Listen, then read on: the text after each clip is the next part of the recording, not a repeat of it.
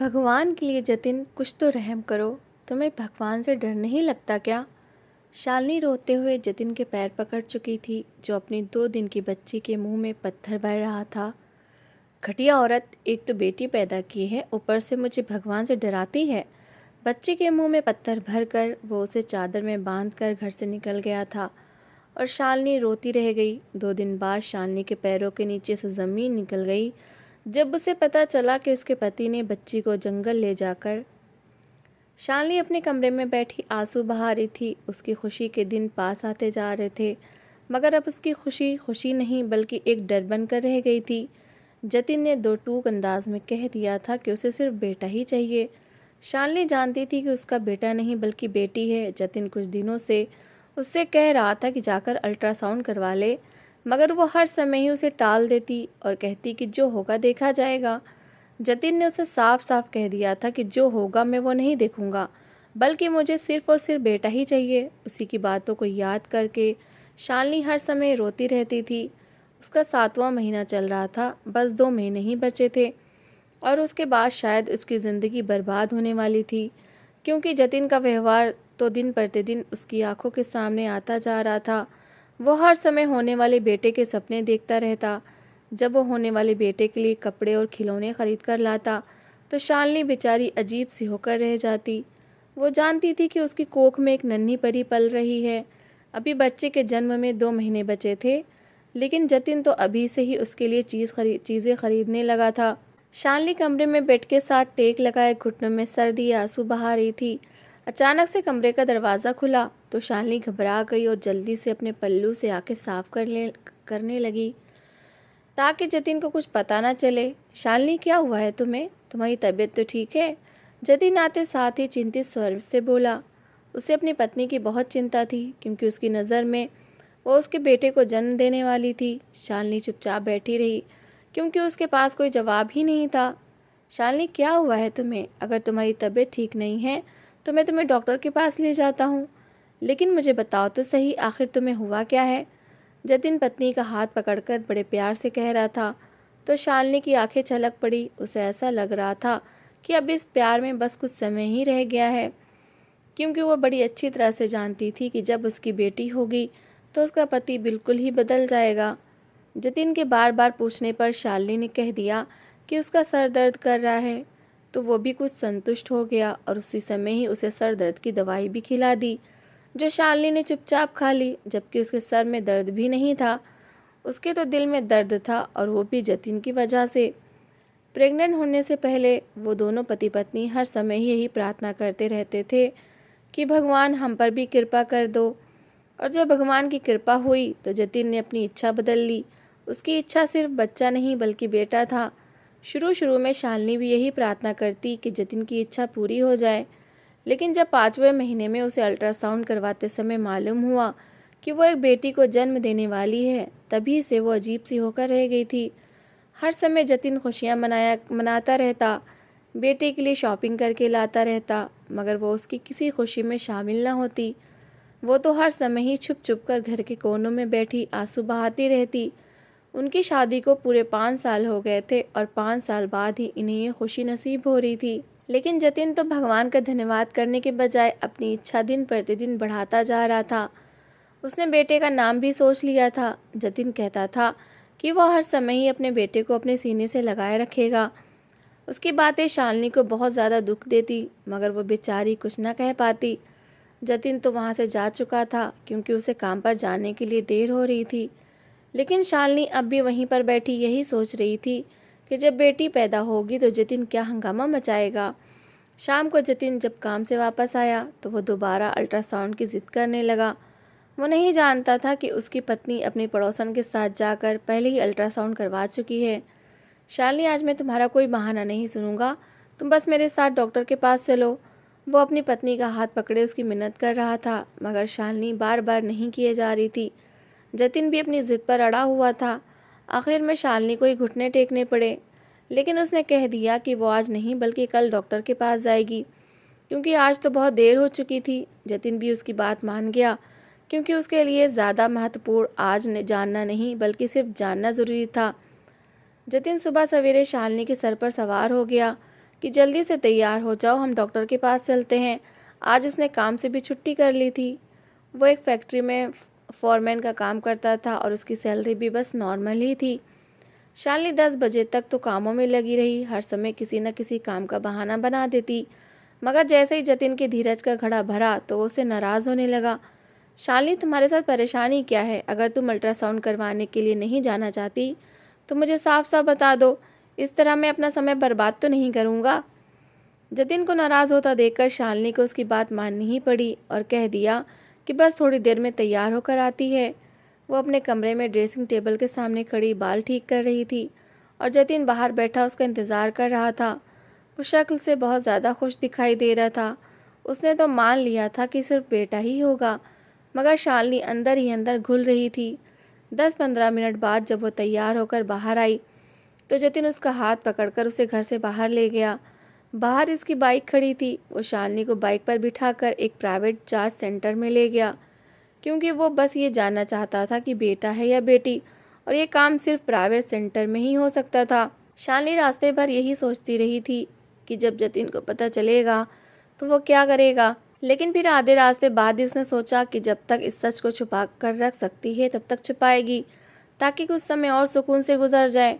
जब वो लोग सेंटर पहुंचे तो अल्ट्रासाउंड के लिए एक लंबी लाइन लगी हुई थी।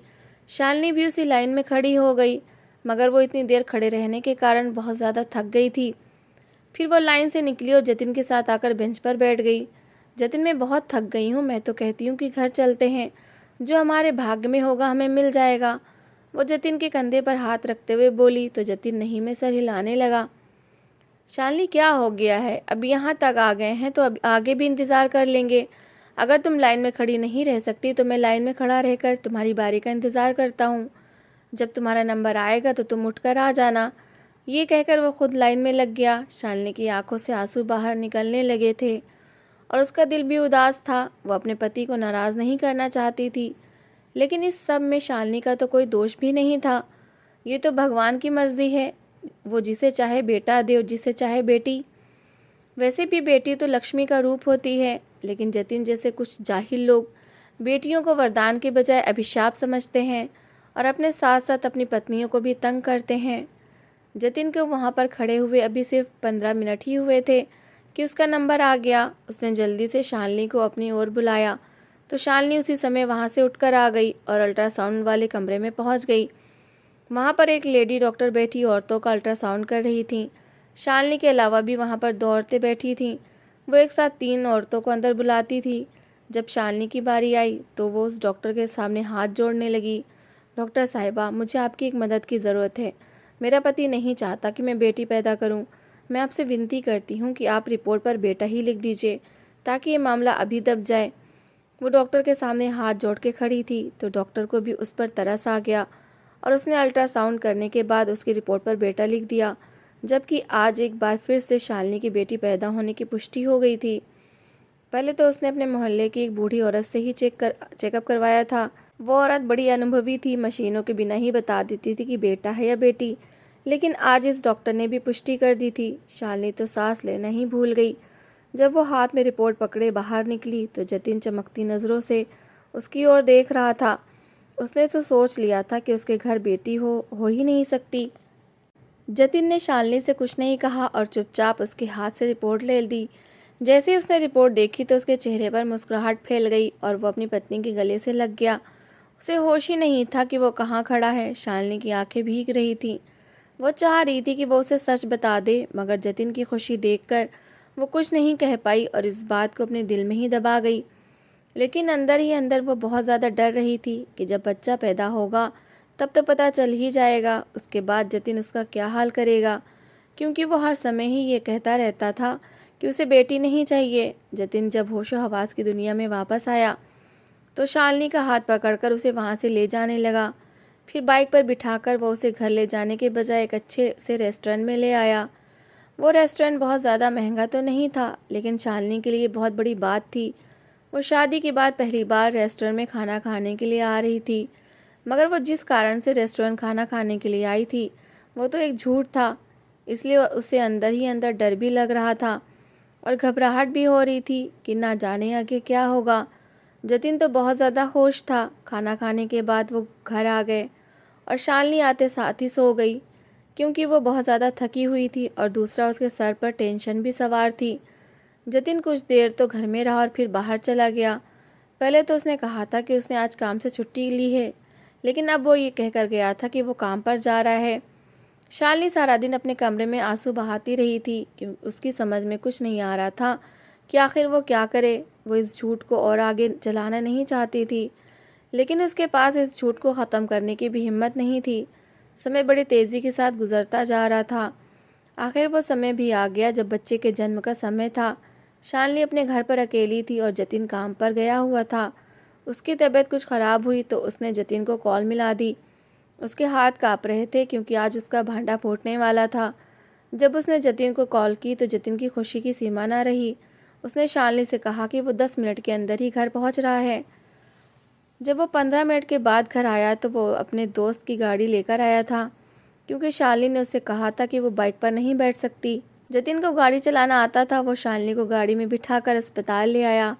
इस बार वो एक सरकारी अस्पताल आए थे। डॉक्टर ने चेकअप के बाद बताया कि अभी बच्चे के जन्म में 5-6 घंटे का समय है, आप तब तक अस्पताल में ही रहें। शालिनी को अस्पताल में एडमिट कर लिया गया था और जतिन बाहर बैठा भविष्य के सपने बुनने लगा। शालिनी अस्पताल के बिस्तर पर आंखें बंद किए पड़ी थी। यही सोच सोचकर उसे कुछ हो रहा था कि जब जतिन को पता चलेगा कि बेटा नहीं बल्कि बेटी हुई है तो वो क्या करेगा। अब तो शालिनी को इतना डर लगने लगा था कि उसे लगता था शायद वो उसे ये झूठ बोलने पर जान से ही मार डालेगा। समय बड़ी तेज़ी के साथ गुजरता जा रहा था। फिर वो समय भी आ गया जब शालिनी ने एक फूल जैसी बच्ची को जन्म दिया। जतिन अभी तक इस बारे में कुछ नहीं जानता था, क्योंकि डॉक्टर ने अभी किसी को भी अंदर आने नहीं दिया था। बेटी पैदा करने के 2 घंटे बाद शालिनी को जब सही तरीके से होश आया तो डॉक्टर ने उसी समय जतिन को अंदर बुलवा लिया। जैसे ही कमरे का दरवाज़ा खुला तो जतिन भीगी आंखों के साथ अंदर आ गया और आते साथ ही अपनी बेटी को सीने से लगाकर खुश होने लगा। वो नहीं जानता था कि ये बेटी है। वैसे भी छोटे बच्चों में कोई ख़ास अंतर नहीं होता, इसलिए वो बच्ची का चेहरा देखकर ये नहीं समझ पाया था कि वो बेटा है या बेटी। जतिन बहुत ज़्यादा खुश हो रहा था और उसे देख देख कर शालिनी की आंखों से आंसू निकल रहे थे। जैसे ही उसने पत्नी की आंखों में आंसू देखे तो सवालिया नज़रों से उसकी ओर देखने लगा। शालिनी, ये तो खुशी का दिन है, तुम आंसू क्यों बहा रही हो? देखो हमारा बेटा कितना प्यारा है। आज मेरी दिली इच्छा पूरी हो गई, वो बेटी के माथे पर प्यार करते हुए बोला। जैसे ही डॉक्टर ने उसकी बात सुनी तो तुरंत जतिन की बात काट दी। सर, आपके घर बेटा नहीं बल्कि एक चांद सी गुड़िया हुई है। उस डॉक्टर का ये कहना था कि जतिन के चेहरे पर गुस्सा आ गया। वो अजीब नज़रों से शालिनी को देखने लगा, जैसे अभी उसे नज़रों से ही मार डालेगा। मगर जतिन ने डॉक्टर के सामने कुछ नहीं कहा। जब डॉक्टर बाहर चली गई तो वो डॉक्टर की ओर शालिनी की ओर लपका। शालिनी, ये क्या है? हमने तो अल्ट्रासाउंड करवाया था और हमारा बेटा था, तो फिर ये सब क्या है? कहीं इन लोगों ने हमारा बच्चा तो नहीं बदल दिया? वो भावुक होकर न जाने क्या क्या बोले जा रहा था। शालिनी ने भी पूरा सच नहीं बताया। शालिनी ने भी यही कह दिया कि शायद उस समय डॉक्टर को गलतफहमी हुई होगी, इसलिए उसने हमें बेटा बता दिया होगा, लेकिन ये बेटी हमारी ही है। शालिनी गीली आवाज़ में के साथ जतिन से कह रही थी। मगर वो कोई भी बात सुने बिना अस्पताल के कमरे से बाहर निकल गया। वो सारा दिन ही अपनी पत्नी और बेटी से मिलने अस्पताल नहीं आया। शालिनी को बहुत घबराहट हो रही थी कि कहीं वो हमेशा हमेशा के लिए उन्हें छोड़कर तो नहीं चला गया। लेकिन रात को वो वापस आ गया। अभी शालिनी को 2 दिन अस्पताल में ही रहना था। एक दिन गुजर चुका था, अब दूसरा दिन बचा था। वो थोड़ी देर शालिनी के पास बैठा और फिर बाहर निकल गया। उसका गुस्सा आसमान की ऊंचाइयों को छू रहा था। उसने उसके बाद बच्ची को छुआ तक नहीं और ना ही उसे अपनी गोद में उठाया। अगले दिन दोपहर के 2 बजे जतिन आया और उस समय शालिनी को भी अस्पताल से डिस्चार्ज कर दिया गया। वो अपनी पत्नी और बेटी को घर तो ले आया, लेकिन उसका मूड बहुत ज़्यादा ख़राब था। उसका तो बस नहीं चल रहा था कि इन दोनों माँ बेटी को सड़क पर ही फेंक दे। घर जाकर जतिन ने बहुत हंगामा किया। उसने अपनी 2 दिन की बच्ची को शालिनी से छीना और उसके मुंह में पत्थर भरने लगा। भगवान के लिए जतिन, कुछ तो रहम खाओ। क्या तुम्हें भगवान से डर नहीं लगता? वो रोते हुए अपने पति के पैर पकड़े बैठी थी। जतिन ने घृणा से उसकी तरफ देखा और एक झटके से अपना पैर छुड़ा लिया। घटिया औरत, एक तो बेटी पैदा की और ऊपर से मुझे भगवान से डरा रही है। वो बच्चे के मुंह में पत्थर भरने के साथ साथ पत्नी को झिड़क भी रहा था। जतिन, आप ऐसा क्यों कर रहे हैं? ये बेटी भी तो आपका ही खून है। जिस भगवान ने हमें बेटी दी है वो हमें बेटा भी देगा, लेकिन हमें कुछ धीरज से काम लेना होगा। शालिनी अपने पति के फिर से पैर पकड़ गई और उसकी मिन्नतें करने लगी, मगर वो शालिनी की कोई भी बात नहीं सुन रहा था।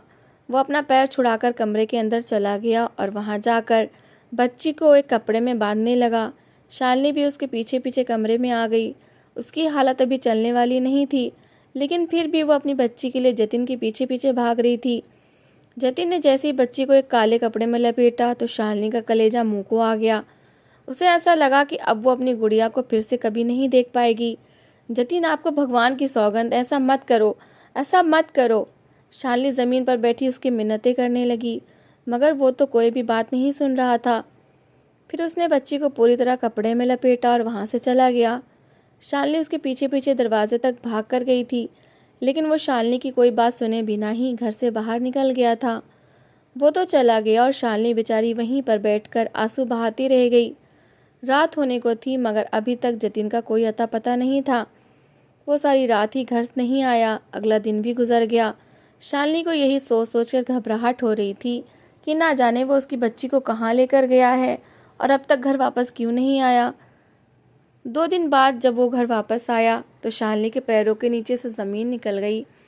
जतिन ने उस बच्ची को जंगल में ले जाकर ज़मीन में गाड़ दिया था, और वो भी जिंदा। जब शालिनी को इस बात का पता चला तो वो बेहोश हो गई। पूरे 2 दिन वो अस्पताल में एडमिट रही और जब तीसरे दिन घर वापस आई, उसकी तबीयत तो कुछ संभल चुकी थी, मगर उसकी दिमागी हालत ख़राब हो गई थी। जतिन की हालत भी बहुत ख़राब थी। वो पछता रहा था कि उसने अपनी बेटी को क्यों मारा, मगर अब जो होना था हो चुका था और वो मासूम बच्ची अब इस दुनिया में नहीं रही थी। समय बड़ी तेज़ी के साथ गुजरता जा रहा था। अब उनकी शादी को पूरे 15 साल हो चुके थे, लेकिन उस बेटी के बाद उनकी कोई संतान न हुई। जतिन हर समय ही खुद को कोसता रहता, क्योंकि उसकी वजह से ही ये सब हुआ था। अगर उस दिन वो उस बच्ची को ना मारता तो शायद भगवान की कृपा उन पर दोबारा हो जाती, लेकिन उसकी एक गलती के कारण वो दोनों दोबारा कभी माँ बाप ना बन सके और आज तक अकेले रहे। शालिनी तो अब कुछ संभल चुकी थी, क्योंकि इतने साल हो चुके थे, मगर जतिन की हालत दिन प्रतिदिन खराब होती जा रही थी। अंदर ही अंदर उसे अपने पाप की कसक खाए जा रही थी, लेकिन अब कुछ नहीं हो सकता था। सच ही कहते हैं, जब इंसान भगवान के फैसलों में हस्तक्षेप करता है तो फिर उसके साथ यही होता है जो जतिन के साथ हुआ था। तो दोस्तों, इस कहानी को लेकर आपकी क्या राय है, कमेंट बॉक्स में ज़रूर बताएं। और अगर आपको हमारी आज की कहानी अच्छी लगी हो तो प्लीज़ इसे लाइक ज़रूर करें। अगर आपने अभी तक हमारे चैनल को सब्सक्राइब नहीं किया तो ज़रूर कर लीजिए। तो मिलते हैं ऐसी ही एक और मोटिवेशनल कहानी के साथ। Thanks for watching.